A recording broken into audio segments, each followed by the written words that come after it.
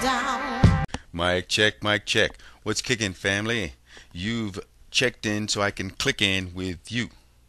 No, wait a minute. It's the other way around. See, sometimes I get it, sometimes I don't. It's you clicked in so I can check in with you. What's going on, family? The special occasion is it's Valentine's Day, and you got to be dressed up for a day like this if you love anything, and I love sports.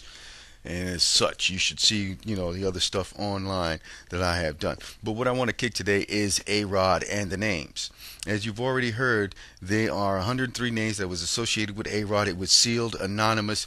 Look, man, there's a lot of culpability going on around here. First of all, if it's anonymous and whatnot, why are you signing your name to this? Second of all, if the union has it, how come they know it and they didn't destroy it when it was supposed to be confidential and kept quiet? Then Bud Selig is chiming in about he sullied the name. But yo, Bud, you're an owner, man. Come on. Anyway, Faye Vincent had signed a directive back in the early 90s about the drug testing policy, and they had a drug testing policy back in the 70s, and that's why Dwight Gooden and all of them guys, remember they was getting suspended? Duh! They had a drug policy then. So that goes to tell me that Bud Selig and the crew was like, hey, just let it go rampant. I don't know what happened, And the next thing you know, me as a fan, I enjoyed it. Look, I was rooting for Sammy Sosa and Maguire. I was rooting for Bonds. I'm rooting for A-Rod. Guess what? All them guys in this era, so what, they broke all the records. To me, it's like 80 to 90% of those juicing. So what? It's the juiced game. Big deal now. One caller I had heard on the radio, I listen to a lot of sports radio and I also go online, said that if all the ballparks were of the same size, same dimensions, a la hockey, football, basketball, then those records wouldn't be so far. Because back in the 20s, 30s, guys was hitting home runs past the 275 mark. Today, guys is hitting home runs over the 515 mark. So if it was a standard, hey, then there wouldn't be this much problem. Also on top of that, normally in baseball, it didn't take a big muscular guy or, with crazy physical prowess to play baseball. Just about any Joe Schmo could take up the sport, and, it'd be an equal playing field. Not the case these days as professionals. Not the days these days as professionals. Now, when it comes to professionals, that's a different level. When we get to the youth, talking about college on down, college, high school, middle school, that's where we got to watch it. Now, you got to take all that temptation out. Because look, Alex did it for the money. Bonds did it for the money. McGuire did it for the money. So it did it for the money. Those guys did it for the money. Now they're going to come down and they're going to preach.